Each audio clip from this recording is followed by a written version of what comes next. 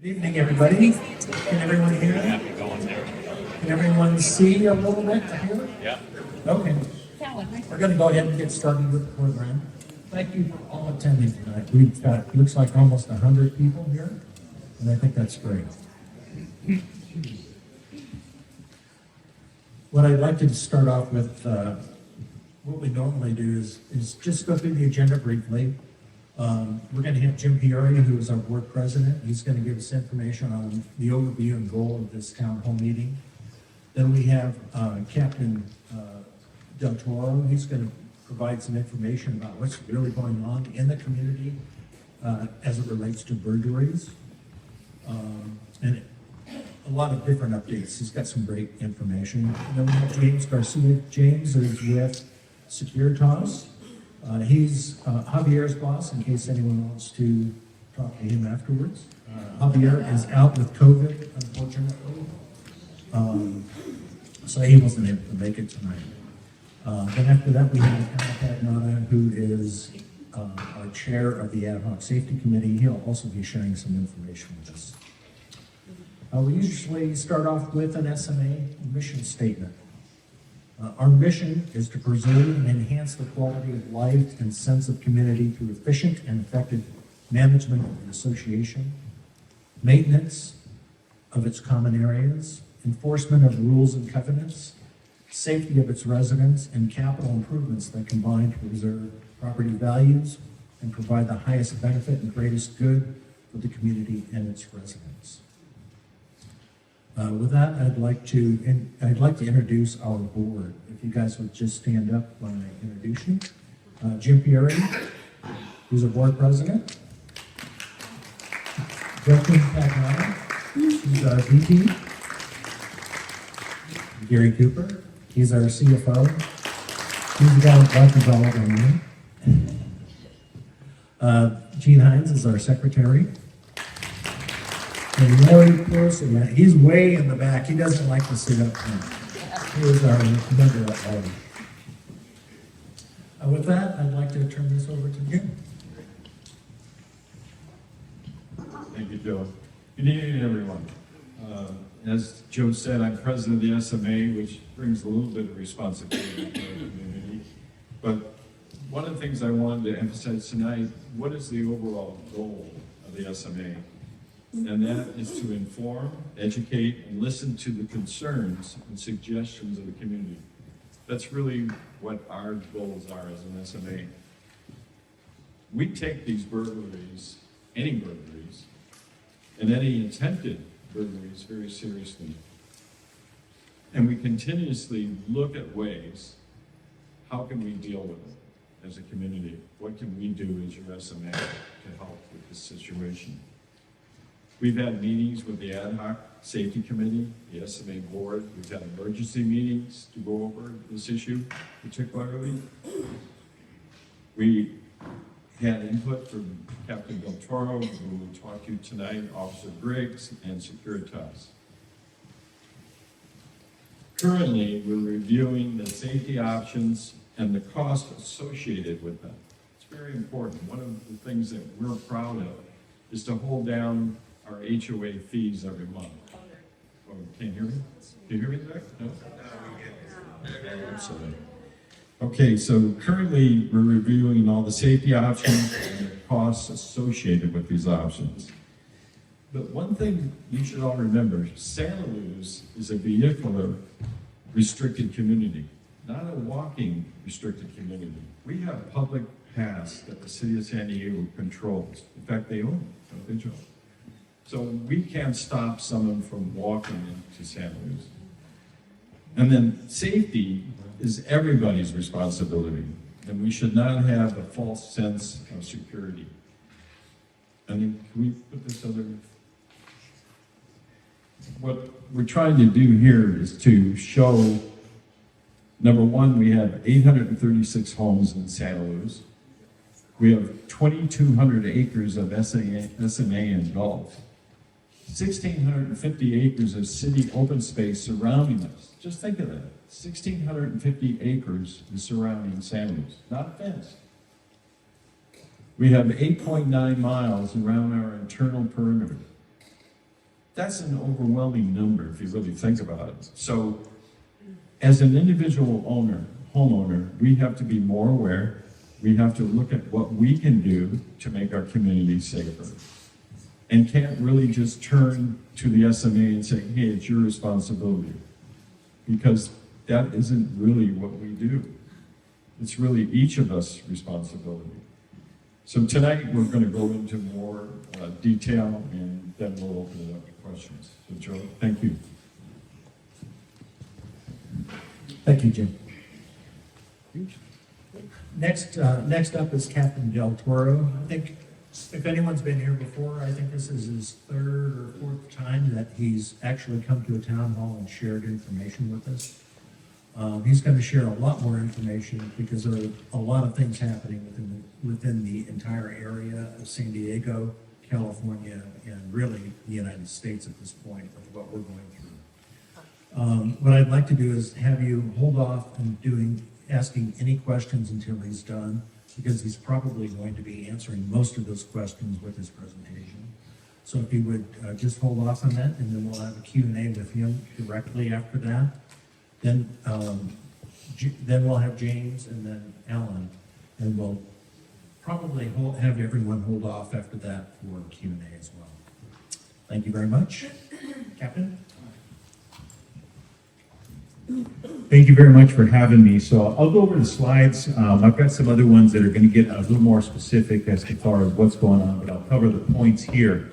So as far as the 2023 burglary statistics for our entire Northwestern Division, and that's going to be from Torrey Pines State Beach, come out east on the north end, Via de la Valle, on the south end, Miramar Road, up until not as far as Camino Ruiz, but there's a, over where the Urbane Coffee Shop or Urbane place is, a little bit to the north, and then east out to Del Norte High School.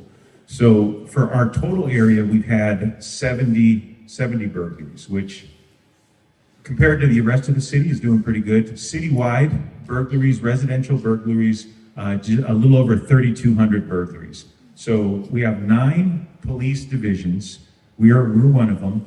Northwestern covers the biggest area, not the biggest by population, but I think we're at about in the mid 90,000 people that we police in our area. So we do a fairly good job. So 70 out of the 3,200 belong to Northwestern.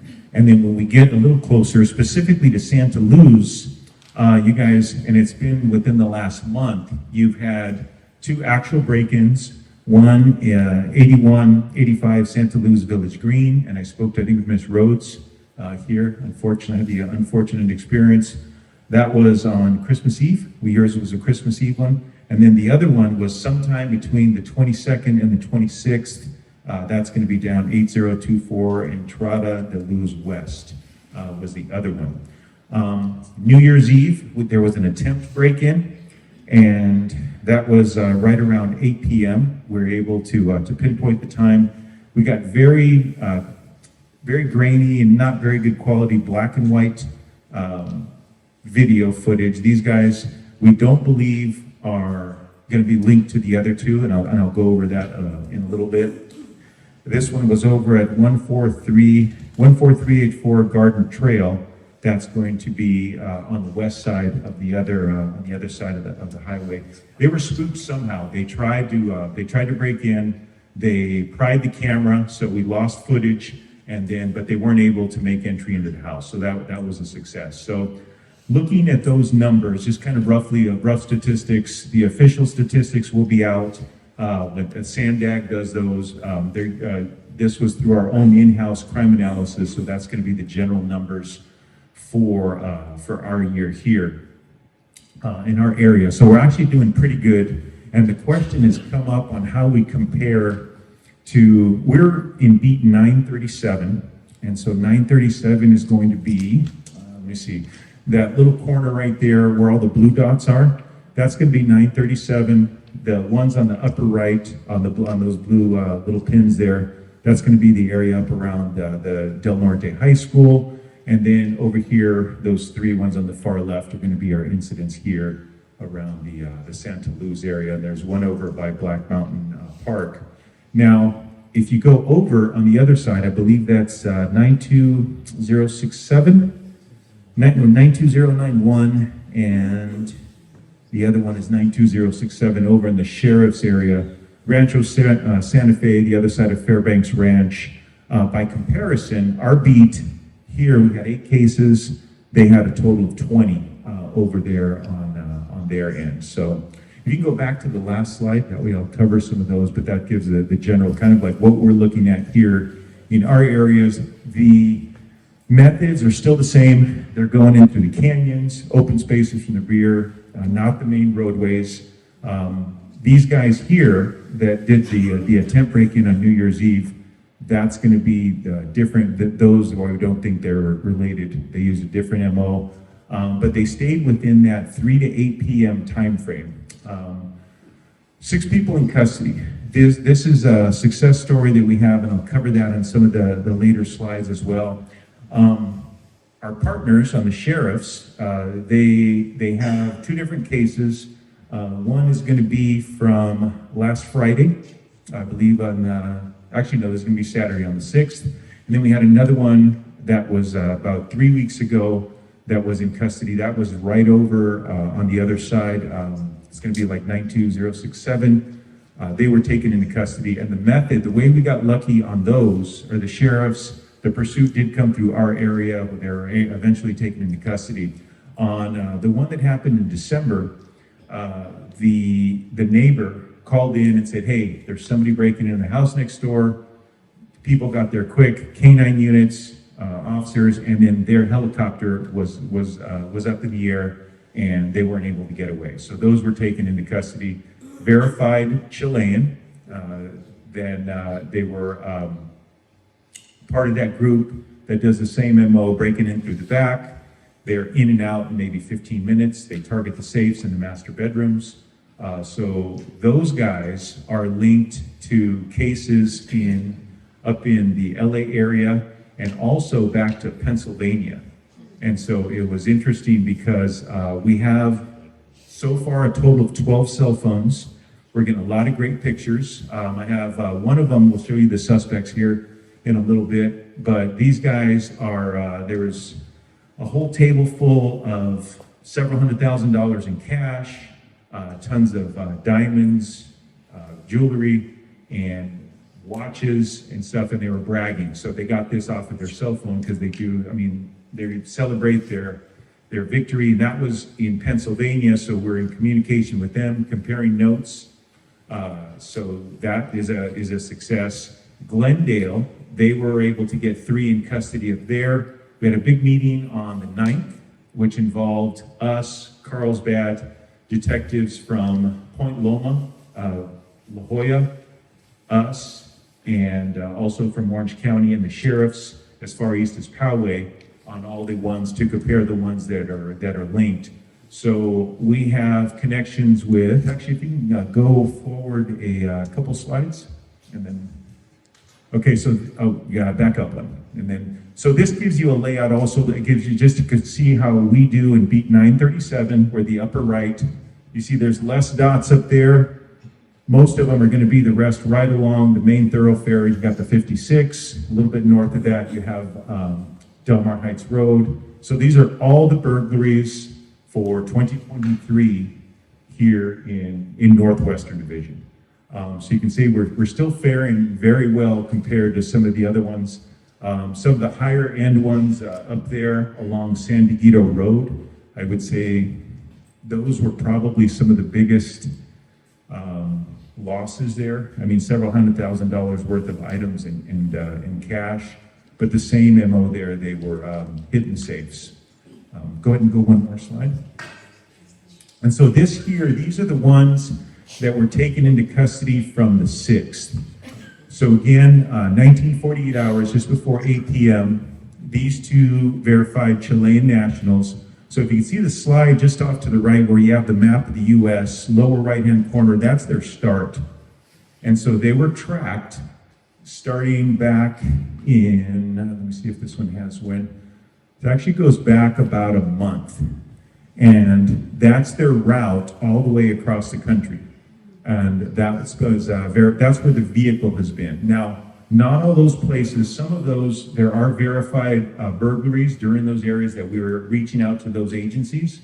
But this is the importance of license plate readers also. So when that issue comes up with our local government, and both of the Van Wilpert and Joe LaCava, big advocates for the cameras and the license plate readers because you actually can track the movement.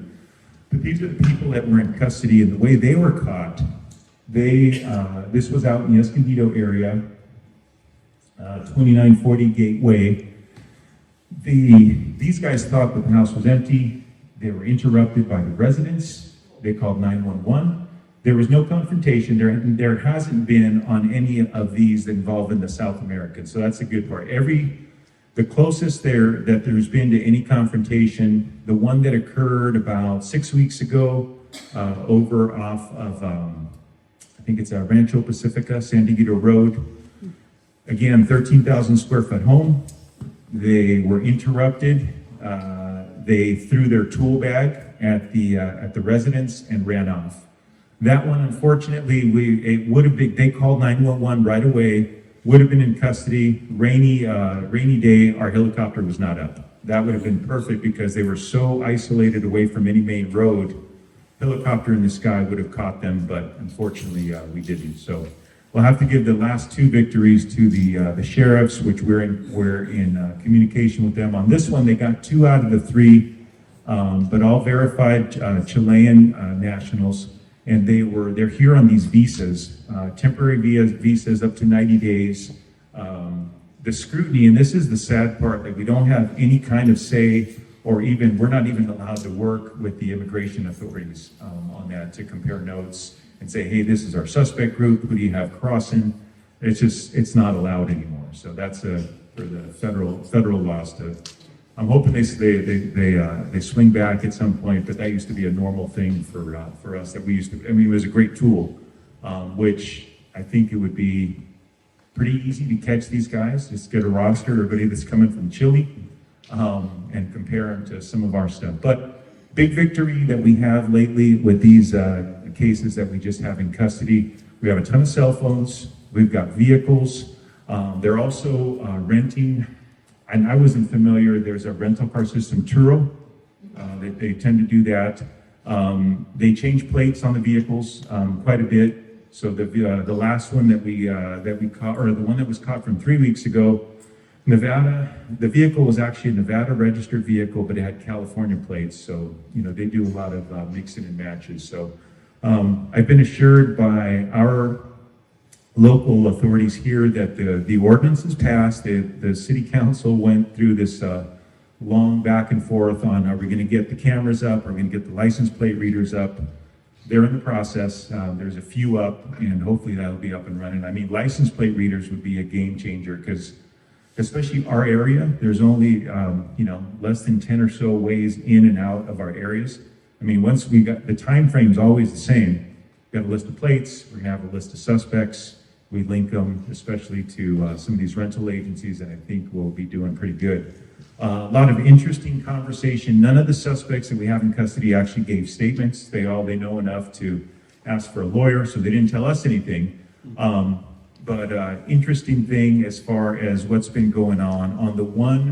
On our local cases, we're successful. Glendale, not so much. But the Glendale ones bailed out right away. And the ones here, luckily, we did have a very favorable judge that the sheriffs asked for bail enhancements because of the flight risk, the out-of-state nexus. And they're on their jail calls. They're saying, "Oh, don't worry, we'll get bailed out and we'll be in the wind. They'll never find us." And they're actually making these statements to people on the other end.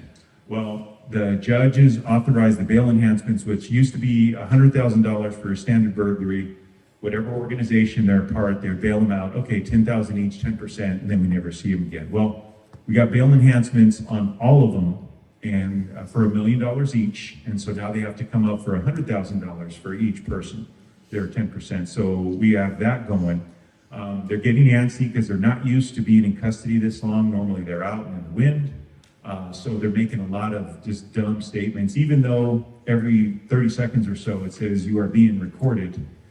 They still make statements, and they're making statements like, they said, man, I thought you said California was going to be easy. And then they said, well, they're keeping us in here, that I thought the laws were lax. I thought they don't do anything to you out here for theft related stuff. So they knowingly came to California because of our weak laws, and I guess they have had success.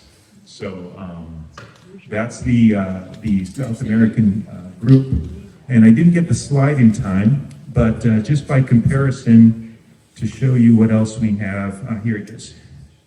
So we have, last year there were some cases that were closed, and they did a press conference. There was 26 cases that were solved. There was only 5 of them in Northwestern's area. Most of them were going to be east out in Rancho Bernardo, as far down as Scripps Ranch. That was a different group. Those were basically, I mean, we can call them copycats. That was a gang that was operating out of Los Angeles, Riverside County, and Las Vegas. They had residents in all 3 locations, documented burglaries from Southern California, nicer areas of LA County, all the way up until the Bay Area. So those guys were taken into custody. We were able to employ some pretty innovative, there's a lot of innovative ways that hopefully those laws don't get taken away from us, but you always leave a footprint with some kind of electronic device. So we're actually able to get search warrants through Google. And they all have ID numbers as far as whatever device. We're able to find the similarities at each of the burglaries. So on those cases, there was a crew of 4 individuals, and they were responsible for, between us, Rancho Bernardo, Scripps Ranch, a total of 26 cases. Those guys are all in custody. Those are the ones from early 2023. It started in December, and they went up until the last one was on May 23rd, and they were taken into custody in July. And then that was the one you probably heard a lot of good press on that one. And even if you go further back, the latter part of 2021 over to 2022, there was a group called the Minivan Clan, and as again, it was a local group operating with another crew, theft crew called the Mac Boys. They were out of Brea, so having huge success on that. That was a crew of 8. Those primarily were in Northwestern. Our detectives did some great work. We got some great sentences out of those guys. Now, they're all American locals, gangsters between, and also they were out of Riverside County as well.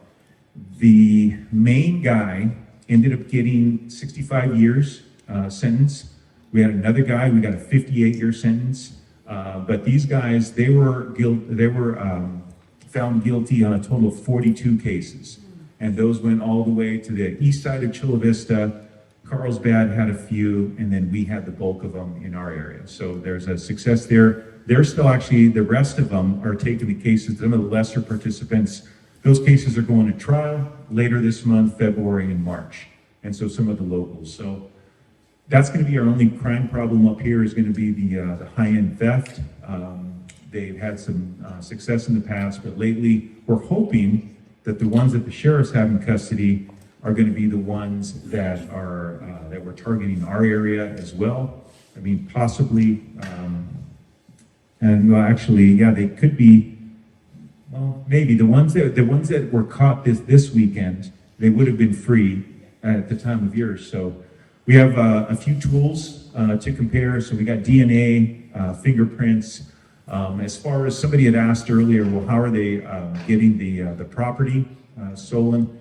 There's individuals and there's certain communication that's been intercepted.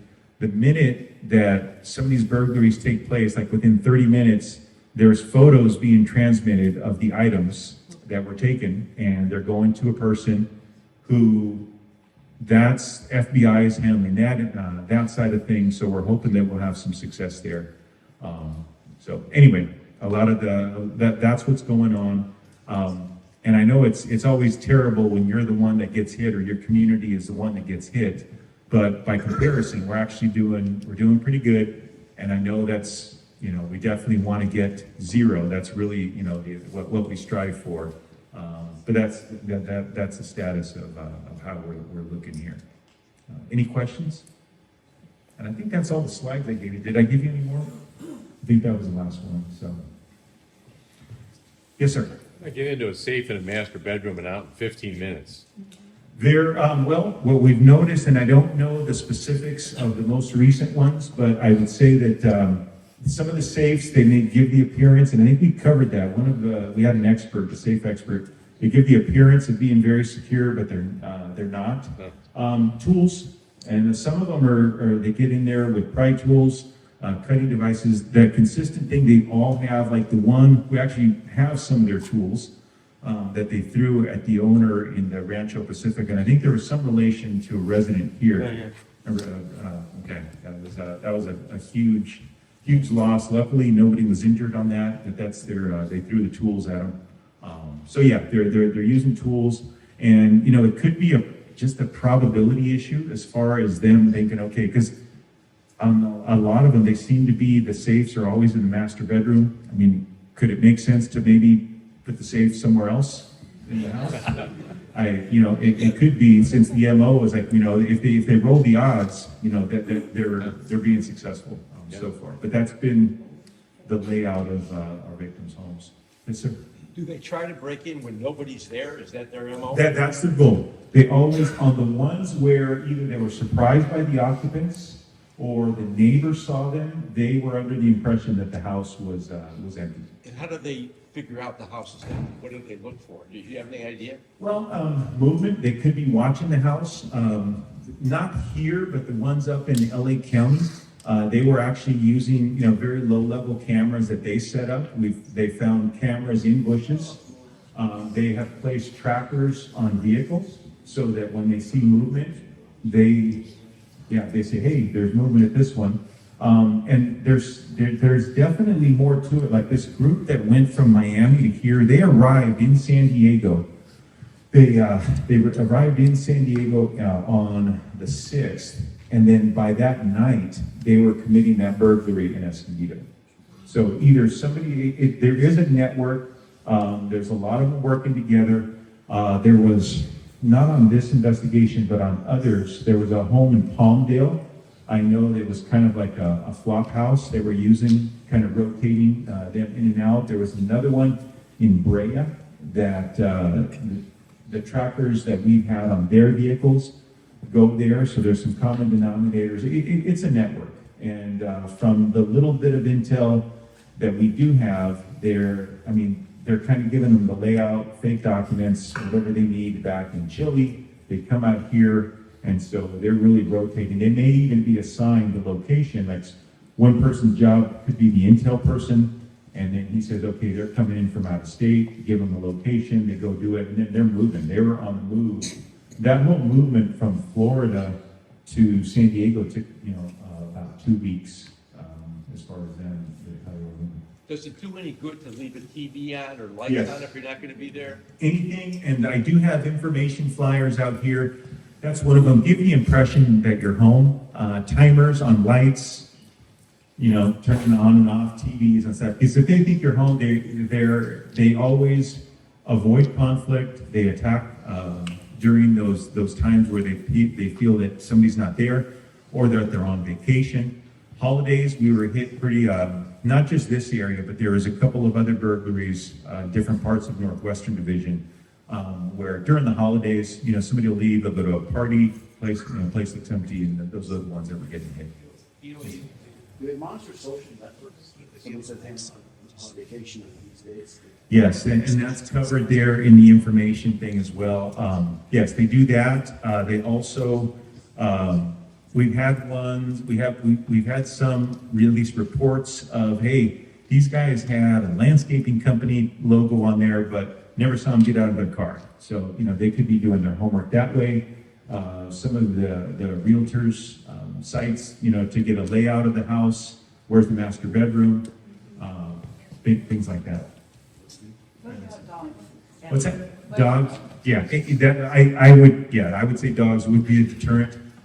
There is consistent, all the ones that have been getting hit, Yeah, no dogs. No dogs on the ones that are hit. The gentleman standing. Yes, I have, I've been burglared twice, not in San Diego County, but in Placer County. The second burglary, they came into the house, we did not set the alarm up, they tore the safe out of the wall. They went through the house for 8 hours. It was an invasion. Yeah, that's a little different. So when I moved here, I got a German Shepherd from Munich. I also have cameras everywhere. I have hardened security. I was gone for 2 months. I just came back a week ago. And the house is safe because it's hardened. You have to protect your property. You have to look after those things and create. I was in Madagascar. I'm looking at my house from Madagascar. Wow. I can see what's going on. You just have to use the technology that you have. Set your alarm, have your neighbors know that you're gone for a couple of weeks and look after everything. That's my advice. I'll throw a couple things on there that I find are effective, because no one really wants to leave your lights on if you're gone for a week. But if you go to Home Depot and get one of those bright spotlight, put it in your kitchen, shining up, so there's some light there. Also, if you have Alexa, which a lot of people have Alexa, I found that out when I went to my parents. They don't live in San Luis, they live in Duck Pond, but they were out of town, and I hear people talking in there, and they had it on like a conversation, like a repetitive conversation. So it sounds like people are talking, and so that's another way to do it. Just to Yep, all good ideas. Anything to give the impression that your home is occupied is going to be a plus. And the gentleman in the back. Yeah, so are they, obviously they're deterred by people being there, it sounds like. Yes. Are they deterred by like, a lot of these homes probably seem to have cameras. Are these people deterred by cameras, and if so, or not a lot? I'm going to say no on that one because, and I'll give you, we're all working together. So these are two flyers from Carlsbad. These are just a couple cases, but they have a total of, let me see, there's 4 on that one, total of 5. The great video of them coming in and out of the yard. So, I mean, the cameras would be pretty easy to spot. So generally not. These guys here in this one, they're pretty masked up, pretty good. So it's like we wouldn't be able to get an ID out of that one. So the cameras in itself, it would have to be something like a light, something audible would probably be a helpful deterrent. Dogs, those kind of things. Yes, sir. It sounds like you got some sort of favorable ruling from one judge. Are most of these guys still just getting out and they're not able to close these cases? Yes, if, so for example, on these, because, I mean, there's a lot of homework that's being done. There's regular meetings between all the agencies involved.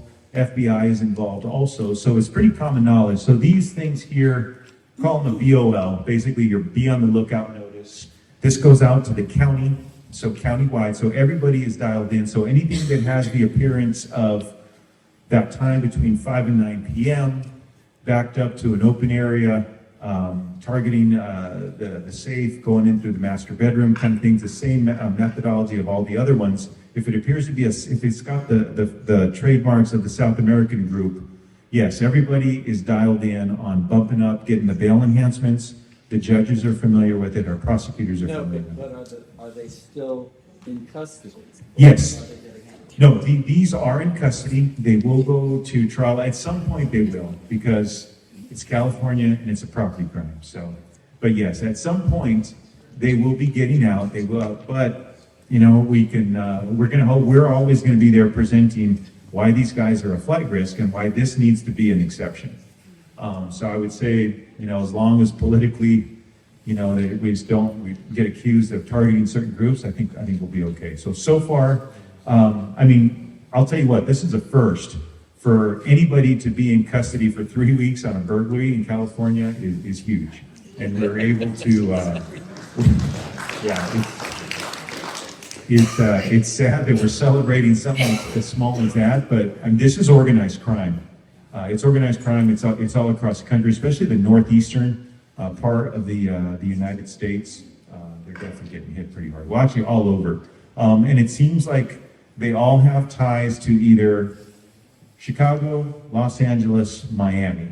And then the Northeast around New Jersey, New York, Pennsylvania area seems to be another hub where it's kind of like they're either arriving there, and from there they're going off to Midwest, they're hitting Texas, Arizona gets hit, from time, but then they're migratory, and they're definitely, especially this last one, that just shows how they really do move all across the country.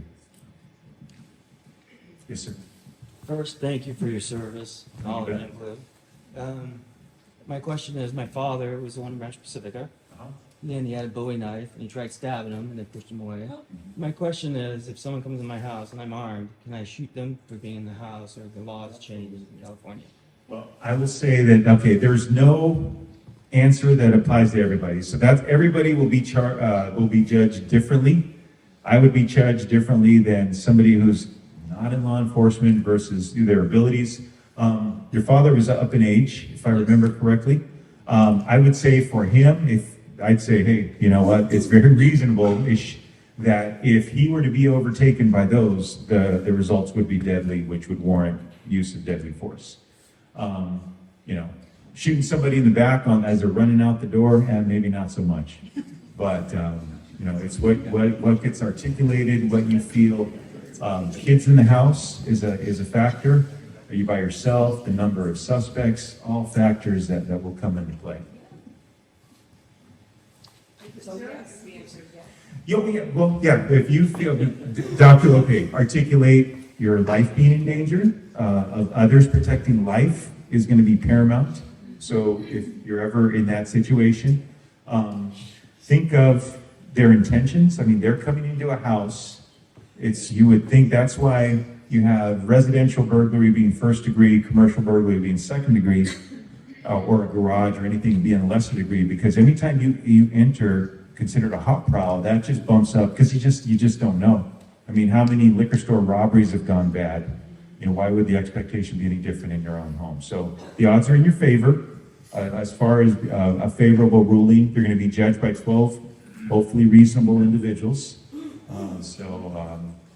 I think yes. I would say leaning towards somebody's in your house. And that's. I had a comment. They were saying that they use drones too. So there was a couple of drones flying over our house, and I reported it. I reported a lot of things, but never heard anything back from SMA, which I'll have questions for you guys later on.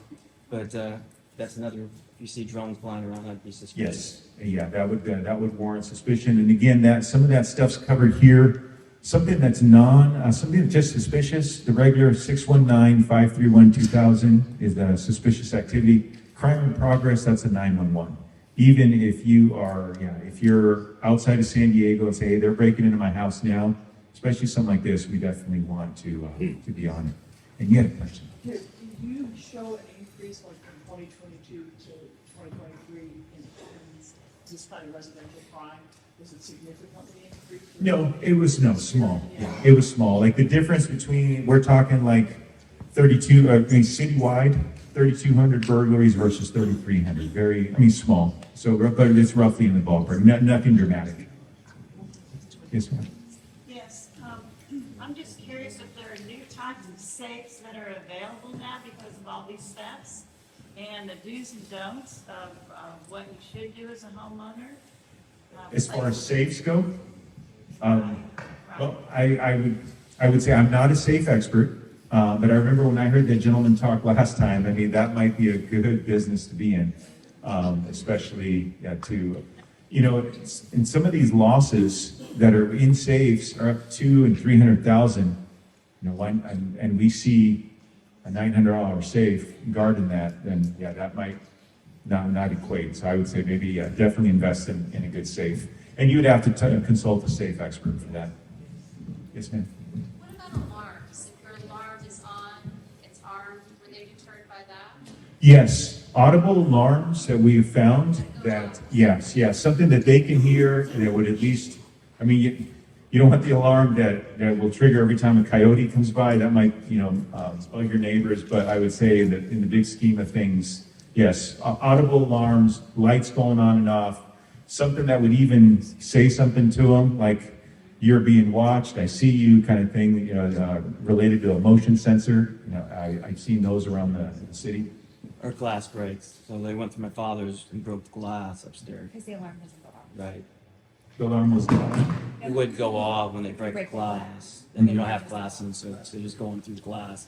oh, yeah. Not opening it. Yeah, they always do that. I have seen, there's one gentleman, I know, south side of the 56, his place was hit 2 summers ago. I keep in contact with him, and he really went all out on some really high-end glass. And, he's demonstrated throwing, hey, watch what I can do, and he throws a rock, and yeah, nothing can happen. So, that might be another good investment. Oh, then back. First of all, thank you, this is really helpful.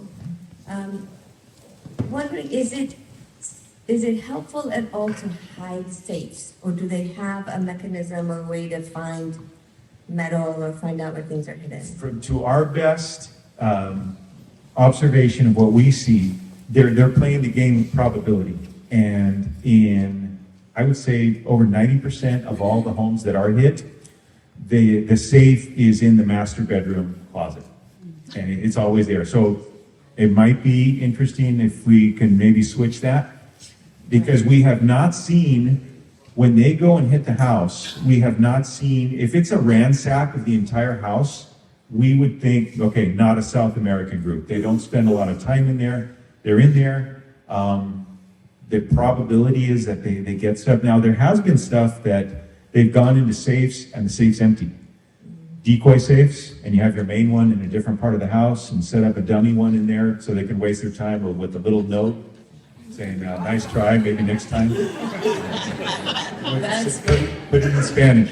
Put it in Spanish. So you mentioned that you had recovered some tools. In Yes. those tools, you didn't find anything that's like a way that they find where the safes are? No, we have not seen any, as far. Siri. So, no, we don't think they have any special device on where, they're just playing the probability game. Okay, thank you. So, yeah, that might be a good practice to put it in a different location. Does the organization do walkthrough safety checks in the home? Yes, in If I fact, called you up and said, hey, come over and yes, we have our senior volunteers do that, and also we will do that as well. Use our vacation house checks. As far as when you go on to the website, I looked at it myself. It's actually, if I can figure out how to do it, yeah, we can at least check regularly. And if they're out there watching the house, kind of seeing who's away on vacation, and if they see somebody else come in and do a quick perimeter check, they're like, oh, that place is being watched. So they're always going to go to the easier target. So any way that you can harden it in any way, through dogs, alarms, somebody checking it out, neighbor coming by to monitor, all helpful things. Yes, sir. Any of them been armed? None of these we have not had any in San Diego. We have not had any of them of this theft group where anyone's been injured, where they've even fought. The closest has been throwing the tools at them and to avoid that. But I'm glad your dad had a knife. At least he had good intentions. Maybe, I wish he didn't. yeah, a few years ago, yeah, he maybe would have given him the edge. I think, what is he, 80? 82. 82. Tough guy. I like that spirit. Yes, sir. So, in the circumstances where they hit a house that's in a gated community like ours, are you saying that they never actually come in to the? Correct.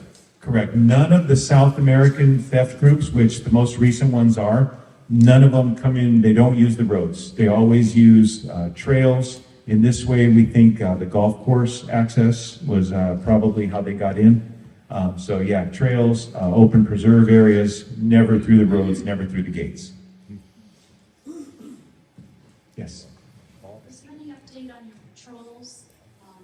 We heard earlier from the detective about frequent patrols in the area and whether or not they can come into San Luis and just rotate around. Yes, every time that we do have that, we do increase the patrols. However, it's one of those that we're, as the gentleman pointed out, they're not using the roads, but the presence could help. I would say during the holidays, when they hit, we were minimum staffing, and that was not happening. Half of our senior volunteers went on vacation, And that was, they hit like Christmas Eve, New Year's Eve, days like that, where, the call volume, family fights, accidents, we've been responding to quite a bit. And, our staffing level is 4 officers for this big area that we described. Yeah, we've got 4 officers. So that's going to be hit and miss, but always.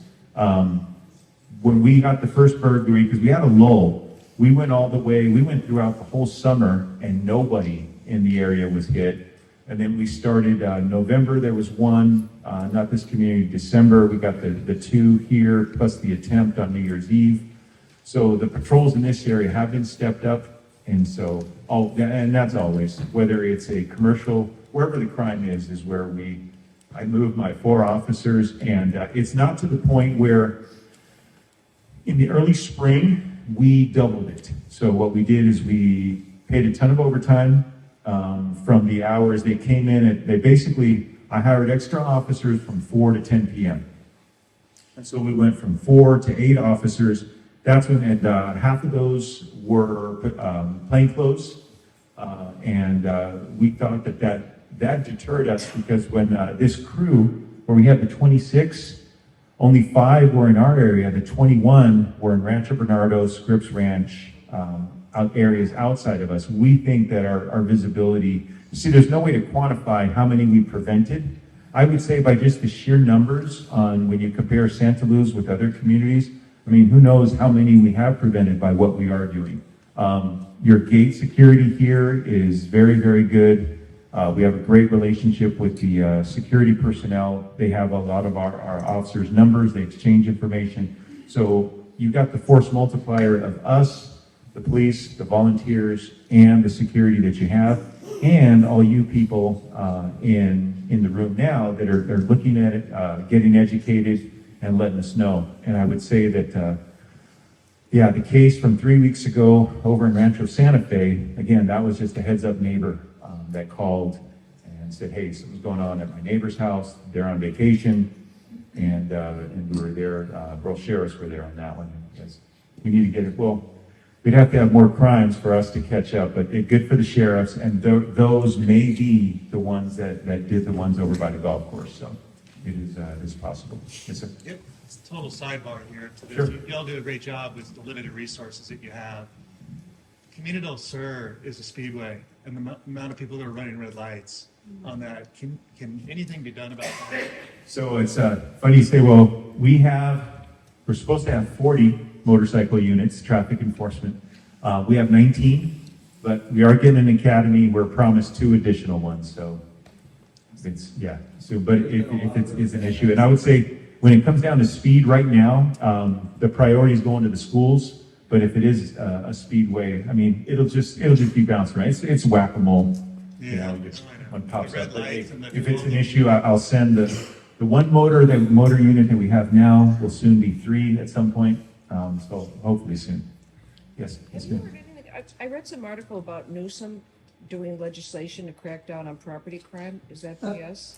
Yeah, the mayor talked about that last night at the State of the City also. So the question was that they heard that there's legislation to crack down on property crime. The stuff that I've read has been the organized retail theft. So from what I understand, is for what I've read, because people are upset that every time you go and some parts of town, you have to go and you gotta, you want shampoo, okay, you gotta go unlock that. I was in San Francisco November, and you can't, everything, the whole store's locked. You got a lock for every road, so you're there. You might as well have the Walgreens person walking next to you, unlocking stuff at every aisle. So what I have read and heard about has been the retail theft. The mayor addressed it last night and taking a stance on theft. And they talked about the law, and you probably heard me mention it. Prop 47 back in 2014. Basically legalized heroin, methamphetamine, cocaine. We used to be able to take people to jail for that. Now you write them a ticket. And especially different parts of town, they put their 5th ticket in their pocket, but they get to remain in the street. So we get And the reason I mentioned drugs, because drugs and theft go hand in hand. Usually, the South American groups, that's organized crime, that's something separate.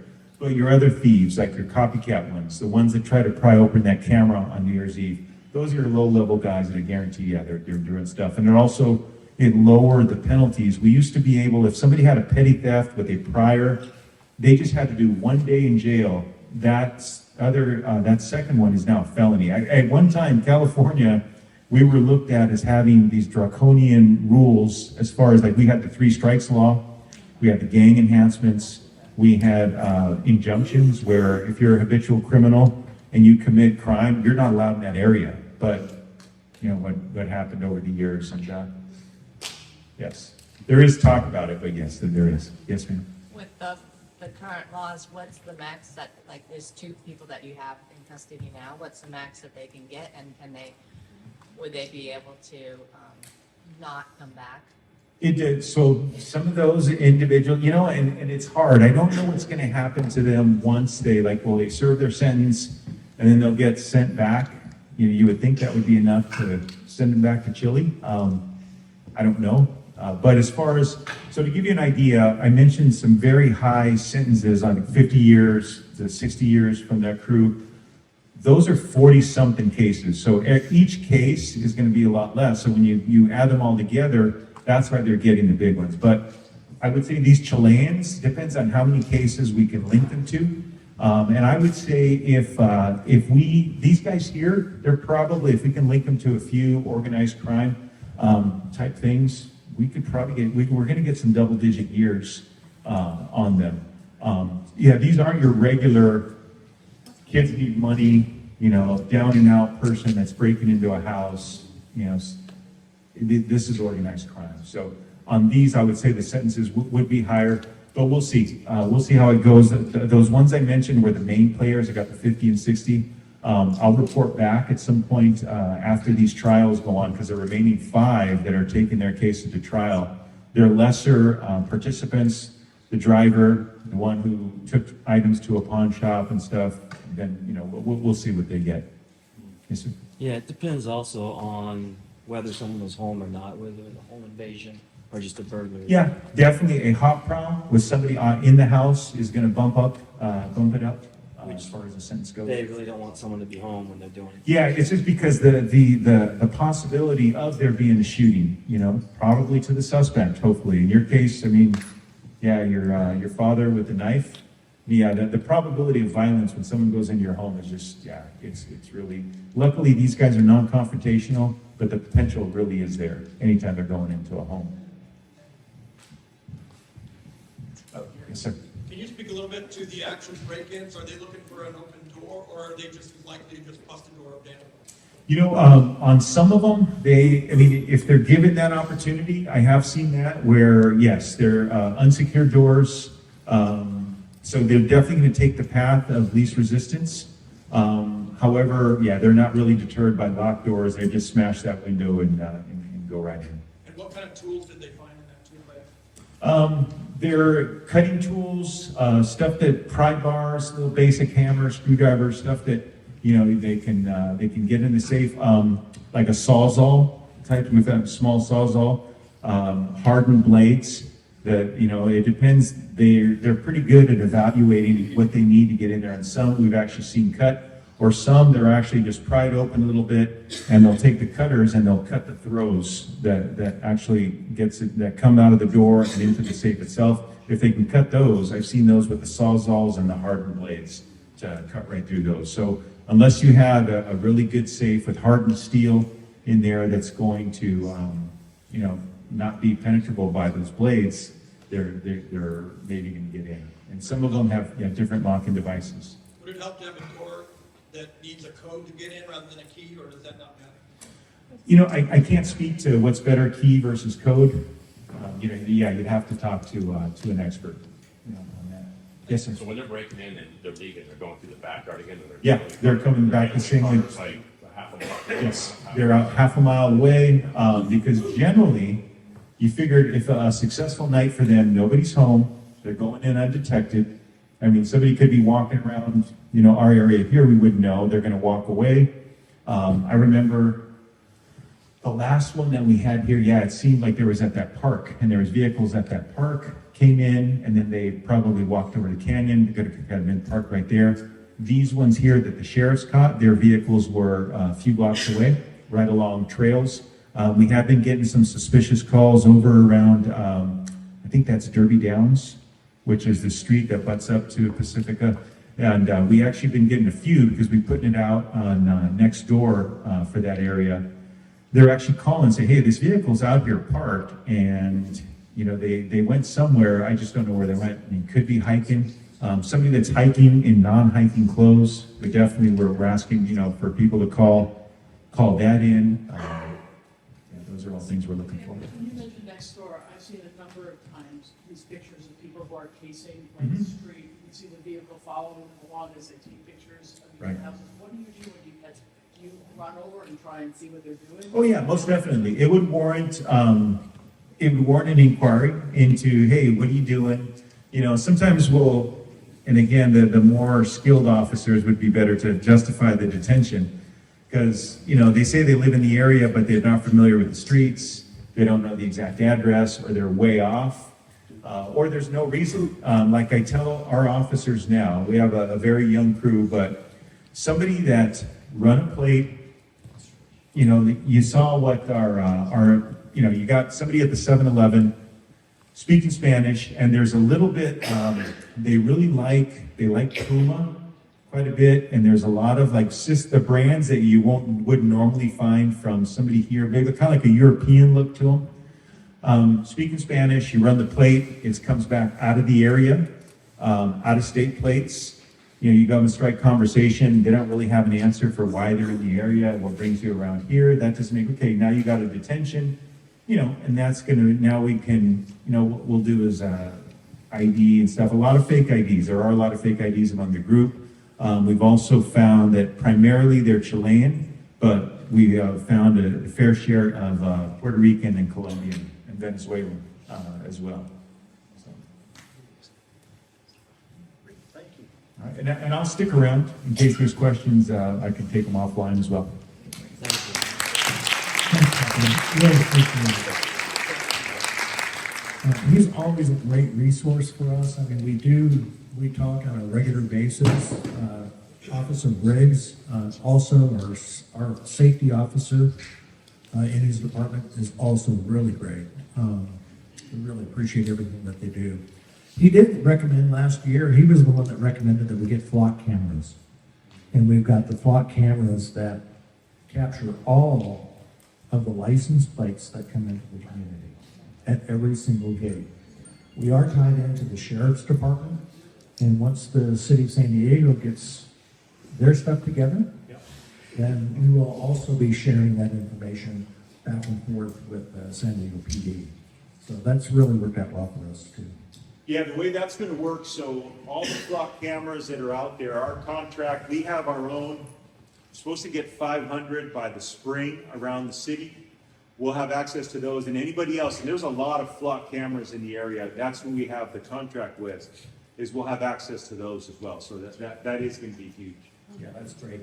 Yeah, and if we can eventually, if we can get our city council to approve the license plate readers at some of the parking for these trails, I think that would be huge.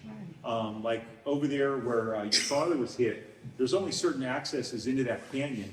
If we get set up cameras there, I mean, that's going to give us a lot of leads also.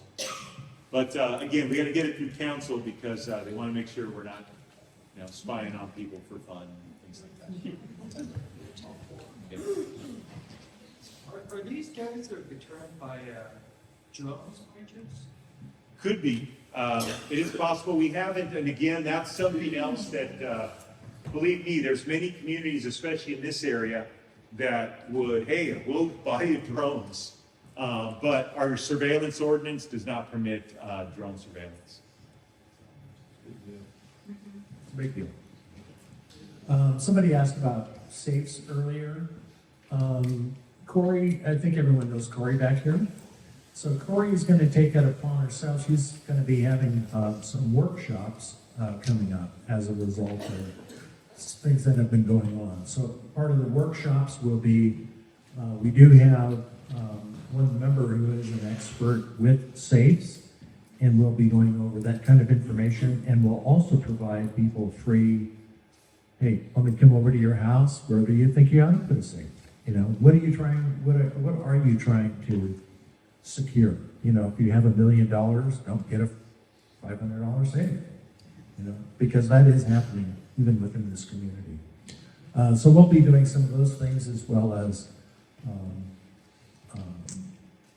new technologies that are out for, you know, cameras at your house using the Alexa system. There are lots of technological things that we're going to be going over that Corey's going to be heading up here just in the next 30 days or so. So look forward to that. With that, I'd like to introduce James.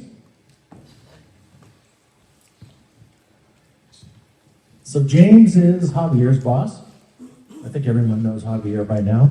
And he's just going to go over what are the roles and responsibilities of, you know, a safety patrol officer and our safety patrol guys at the gates. So. Thanks, Joe, and good evening, everyone. So in general, I wanted to just go over, you know, for Securitas, when we think about application to an HOA, you know what that looks like. You know, we do have a lot of HOAs in the San Diego area. We have 37. And we'll talk a little bit about Santa Luz specifically. But the good news is I have one slide. So, you know, one of the biggest responsibilities is the vehicle access control. That is a really general application, especially to a gated community, obviously. We do also provide general access control, and I would definitely put that under the category of security. Because when we think about deploying security officers to an HOA, there's a lot of different things that you have to think about, a lot of different ways that security officers are utilized. A big part of that is really enforcing HOA rules and regulations. That can come down to parking, seeing if garbage cans are left out too long, speeding, noise complaints, landscaping, controlling amenities like pools and you know, parks, ensuring that no one is present if they have restricted hours and things like that. You know, when we think of the security pieces that an officer assigned to an HOA may be thinking about, you know, there's always going to be the response to residents when they have a concern. Maybe they're going to report suspicious activity, or they could be reporting some of those violations of the HOA. But looking for suspicious activity, thinking about safety. So that could be, you know, reporting safety concerns, you know, physical safety concerns that they're observing, that maybe maintenance needs to happen. You know, ultimately,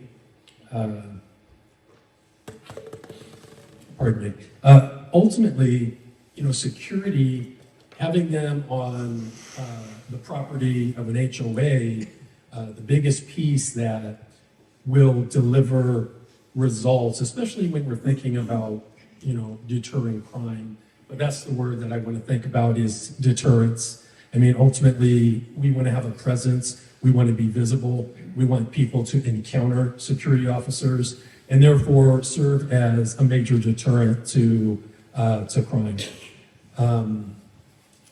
You know, when I look at what's up there on the slide, one of the things that our mantra that we think about, that our officers are trained on, is really observing and reporting. And in this way, adding value to some of the things that may happen on the property. But, you know, there are a lot of limitations to the authority of, you know, a security officer. And just as an example, let's say there are some people, could be children, teenagers, adults.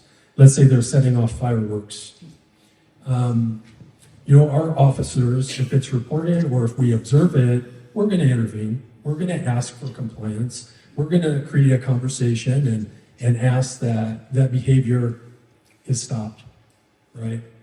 At the same time, you know, I can't have my officers detain them.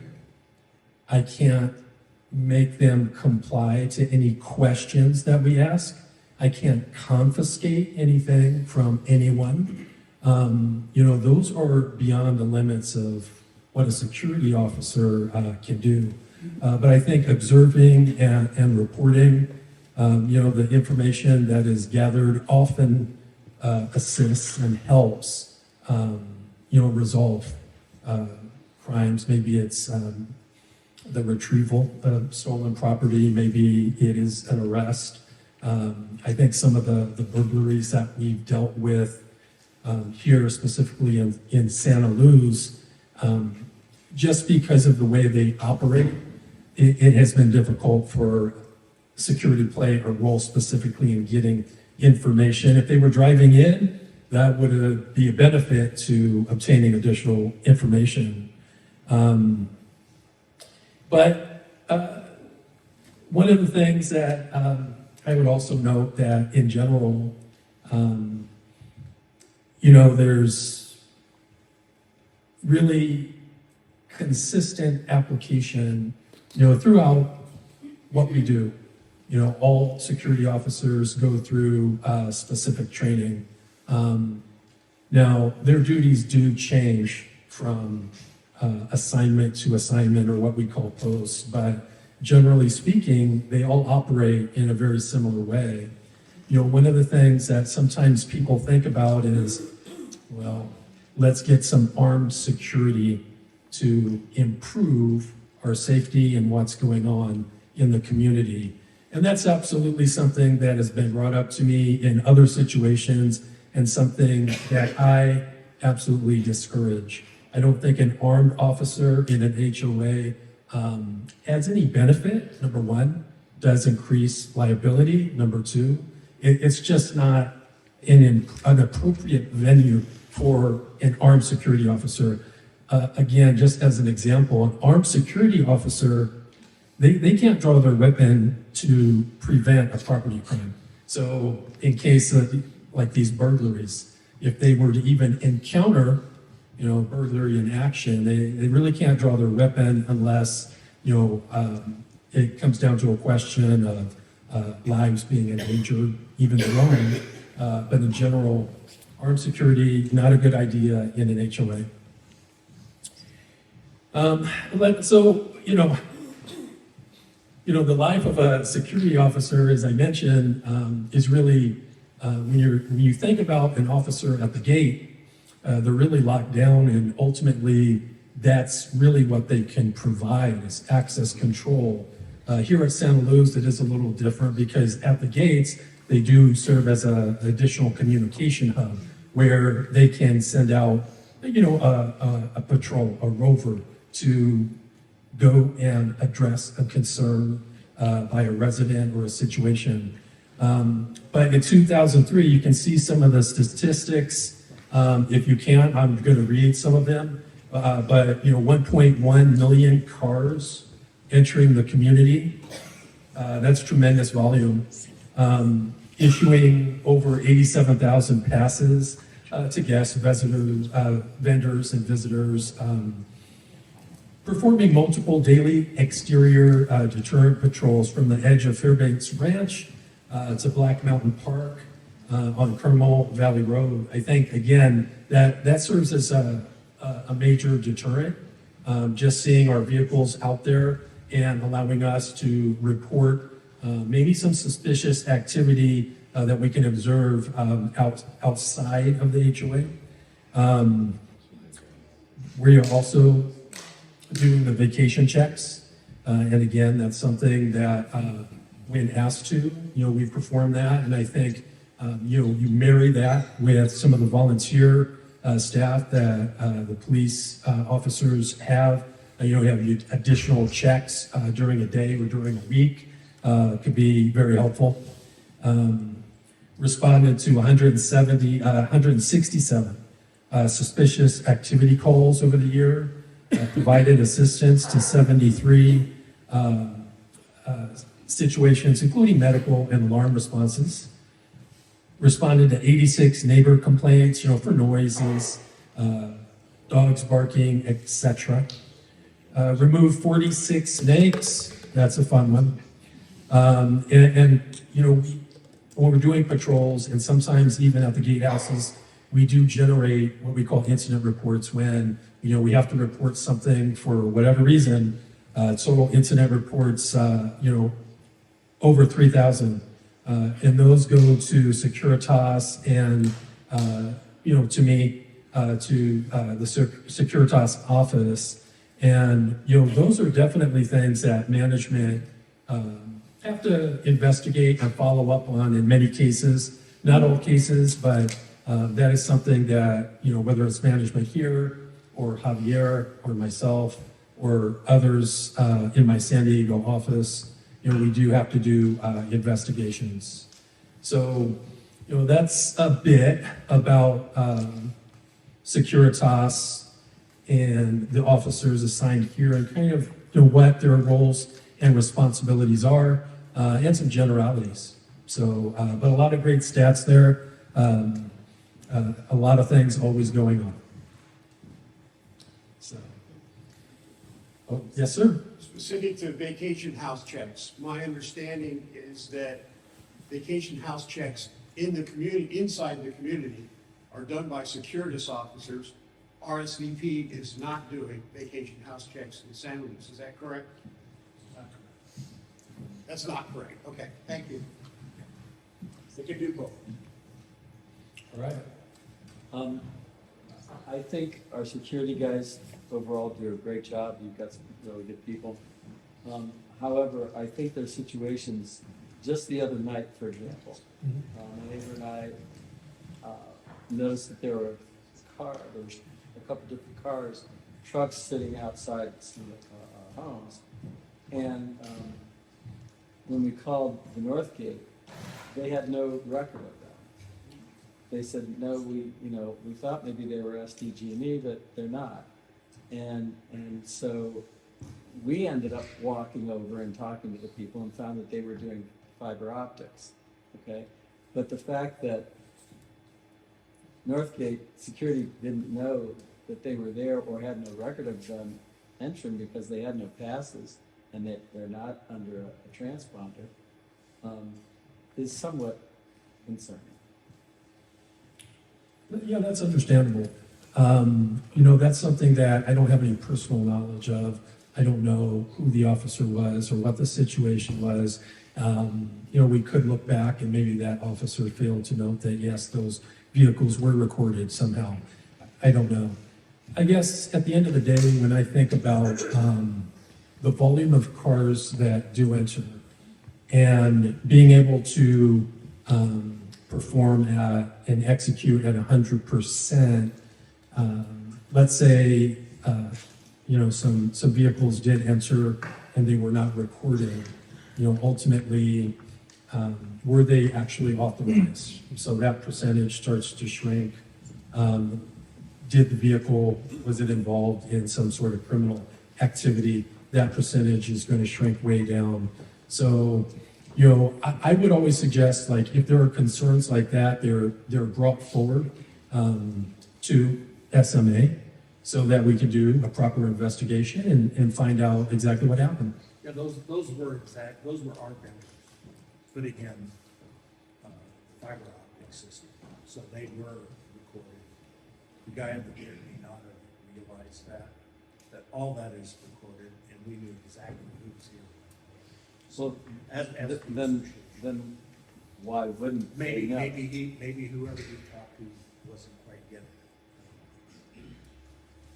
it. Okay. Yes.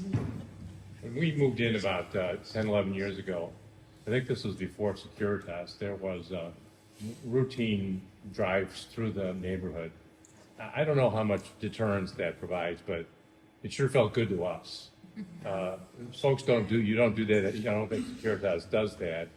And I'd be interested to hear what deterrent effect that had, but it helped us feel secure.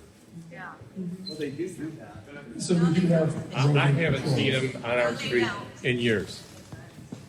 Well, we have positions throughout the community, tags. Microphone, microphone, please. To make sure. Can you speak to the microphone in here?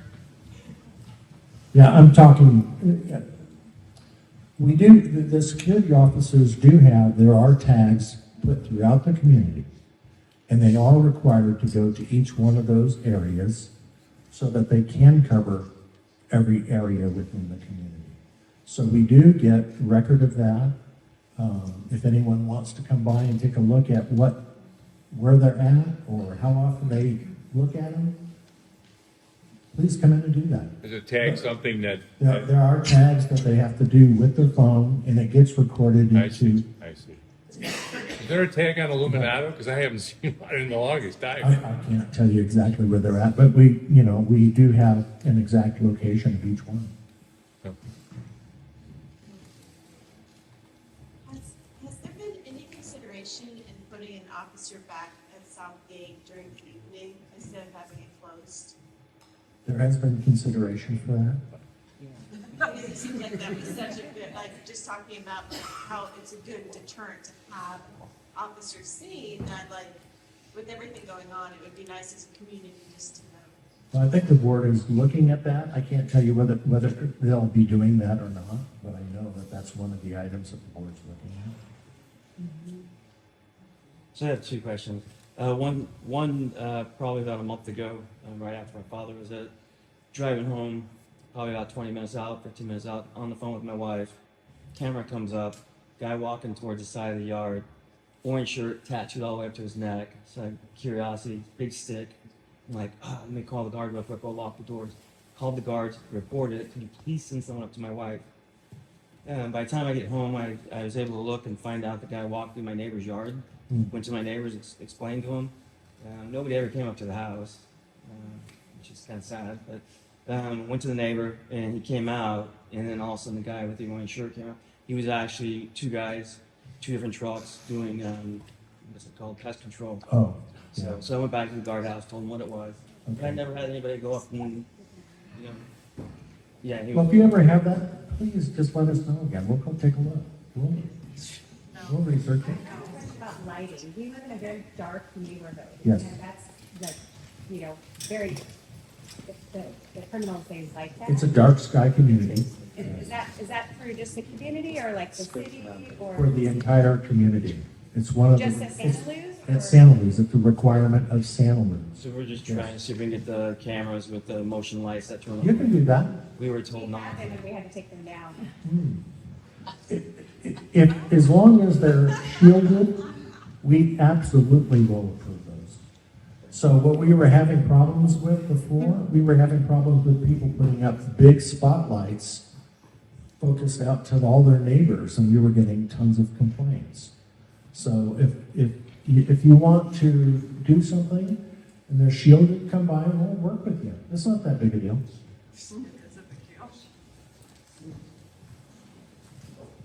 Go ahead. I want to ask for something else to be looked at. There's been some good stuff brought up. This happened to my wife last night. It's actually in this car. Somebody parked trailer when she went through the gate and was able to make it in right behind her. It's not the first time. I think it's happening more than we realize. So if you guys could just pay a little attention to that. And I know, the gate and all that's deterrent and everything that's. Yeah, they do try to do that, but also if you do see something, I understand that, but again, I'm offering, I think that's Yeah. where you guys come in as well, just take a look at the timer or however the sensors work, it's happened with several times that it Yeah. wasn't built safe by that, so. which gate was it? The south gate, South gate? Okay. Yeah, the problem with that too, though, is it comes down sometimes. It doesn't see my car. So I try to keep close to the car since they double the sword. It's a fine line. Go ahead, in the back. Yes, I want to tell you about something. We came home from a trip on December 27th, very late at night, 12:30, came through the south gate, went through, the transponder opened the arm. The other gate opened up, and the truck wasn't parked there to block people from going around the security building. And the second gate, those aren't, that gate just stayed open. I mean, we waited for quite a while for it to close and it didn't. And so anybody could just go around the security building and get in. Well, I'll double check that, there's supposed to be a vehicle So there. where's the license plate reader then?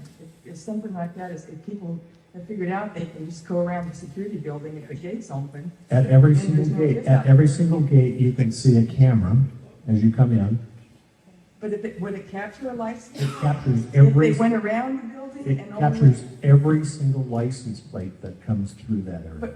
but which gate does it capture the license? All the gates. Both layers? I mean, you have two gates. You have the arm and then you have the, Yes, it, yes, if they went through the second gate, their license plate would be removed? yes. Okay, thank you. Now that we discussed that we have a great gatekeepers, the problem of the community isn't the gates, it's the area around. We robbed a year ago, and it's happening, and they said, oh, well, you live on the car, it's happening on the golf course, it can happen to anybody. So what are we doing now to prevent that? Having people at the gate isn't. It's not enough, or parameters, what about our parameters? We are looking at some other options, but at this point, we don't have anything definitive. It's been a year. Yeah, how long do we have to We are not a gate guarded, we're not a gated, a fenced-in community. We're an open community. So my suggestion, which is gonna, my suggestion is, let's talk about how we can make our own homes safer as well. Well, I know, but you mentioned that you have people driving around, but people are saying that they're not driving around. When we called the other night to the gate and talked about the trucks being there, they said, well, we'll get our patrol guy, but he's on break right now. So, I mean, all these things start to happen. You know, you can't just kind of go back and say, well, we'll discuss it again, and we'll discuss it again. It's been discussed a long time. Thank you. Well, they can't put barbed wire around the whole place. No, but what about like a person there, like patrol it? They're trying to do. What about cameras? Like, do something, I mean. They are doing things. When, how long? There's no security.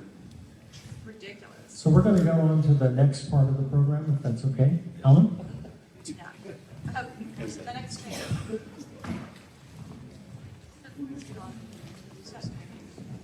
Everybody hear me? I'm a resident like the rest of you. Back in 2022, the board asked me to form a safety committee, had nothing to do with home safety. Basically, it was traffic safety. And then about a year ago, the Kirsch's were broken into. And that was another, I think it was the Diallo, another one of the Roman Knowles was broken into. Please speak up. Yeah, and so they said, hey, could you take a look at security? Is there anything that we can do? And like you saw in the slides, this is an open community. You don't have walls around this place. You know, they can walk across the golf course like they did before Christmas Eve or so. They hit Linda Lore's house and Hornbuckle's house. Hornbuckle's our personal friend, so we told them, by the way, and our alarm was off, and people broke in the glass door. But the problem is you've got almost 9 miles of circumference. Of those 9 miles, when I look at the map that was shown up here, there's a lot of areas you can't patrol the way the geography is set. And so it becomes a more complicated question. About 3 days ago, I met with Manning, was online, we had our safety committee meeting. We had a guy from IAS Systems, we talked to him, you know, can we put cameras in place? You know, what's that gonna look like? What's it gonna cost? And it's not a trivial question. To put drones, for example, which Manning said you can't put up, that was my suggestion, you just can't do it. You probably need 25 drones, 24/7, plus another 25 on the side. And you're talking about a cost in excess of maybe $3 million to do that. It's not only the drones, the software, the LiDAR systems on the drones, et cetera. So we did look at that. The second thing we're hard looking at is there a way to put cameras in those situations where somebody can't go across the golf course, for example, to your question, and we're looking at that. The problem with camera systems now, you can buy a camera system for your home, $165. It'll have night vision, it'll give you alert, exactly what's, and the distance on these things, and image recognition, you can tell it's a person, not a frog or a bird or whatever. It will give you information, real-time information.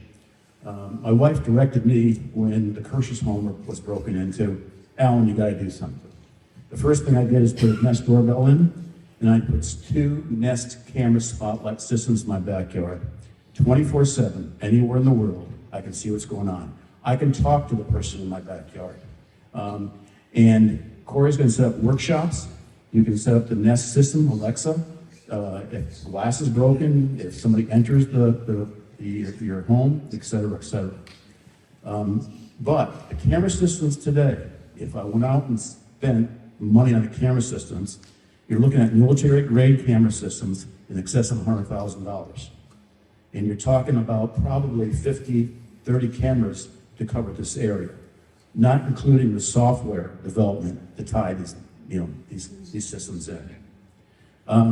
My presentation is pretty simple. Whoops. Can everybody see that? Everybody see that, or is it just an eye chart? I'll go through it really quickly because we've talked about this already. The first thing we did when I took over, we stopped the open houses. If you recall, anybody from the outside can come in. And the comment I got was, gee, they're scoping out our neighborhood. I stopped that with Gil's help and the board's help. And by the way, we advise the board, we can't initiate ourselves. The second thing we did is we did put the patrol outside the gates. My wife was walking our dog in Arizona, and she was talking to a gentleman who said his toolbox was ripped off out of his trunk. And curiously enough, having Apple devices that you can track stuff, it went over to the park, Black Mountain Park. So now we patrol outside our area. It's just not inside San Luis, we patrol outside San Luis. The flock cameras we talked about. Mandy, I think we talked the other day, I think you've got 50 flock cameras approved right now, another 200 or so total to be 500 citywide. Unfortunately, our area, we only got 20 of them. So by the end of the year, we're going to get 20 cameras put up. Yeah. So somebody asked about the cameras. The cameras cover completely. Anything coming in any of our gates, we're covered. We're tied to the national database. So if there's a stolen car, something suspicious, we get alerted. Police get alerted, then we get alerted. These guys are not coming through the gate. I know. So We did have one person come to the gates, though. Don't say that. We did have one person. That's where we got the fly do cameras. you have any plans having patrols going behind our houses, for instance? No, I know that. That's why I said we're looking at cameras. I can't put up drones. Yeah. What about on foot? Pardon? What about on foot? Can't the security guard go on foot and just like You got 4,000 acres, which go foot for you want to put a, out go for there? a walk, once in a while? Something's better than nothing. Exactly. Hold your questions, please hold your questions. Let me get through this because. Golf cart, that's a good idea. Golf cart, little terrain, little something. Okay, well, SP, San Diego Police Department, we include them in our discussions. Like Jim said, it's everybody's responsibility, you know? We can't do it all. We can't do it all. The neighborhood watch. If you go on vacation, I go on vacation and tell my neighbor, hey, Ed, can you bring my trash in now? Yep. Can you park your car in my driveway when I'm gone so people know that you know, it looks like I'm home? And I tell my neighbors I'm gone. Number 3, I mentioned before, we look at new technologies, whether it's what camera technologies are out there. By the way, it's interesting.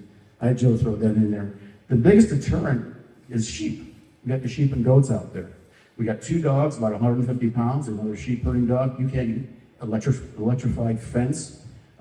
That's your probably biggest deterrent for these guys who are out there, these sheep. Home safety. We talked about vacation checks. I'd encourage that. Have the SPD come through and tell you what you should do with your home. By the way, you see police helicopters out there, and you think, gee, what's going on? There is a number, and they can text them, they'll tell you what's going on. We've had home security presentations with third-party vendors in the past in this meeting place. Corey is going to have workshops coming up. We're going to help our neighbors, hopefully, with the technology to improve your home security. And yeah, I talked about the Nest cameras in Alexa. That's all I have.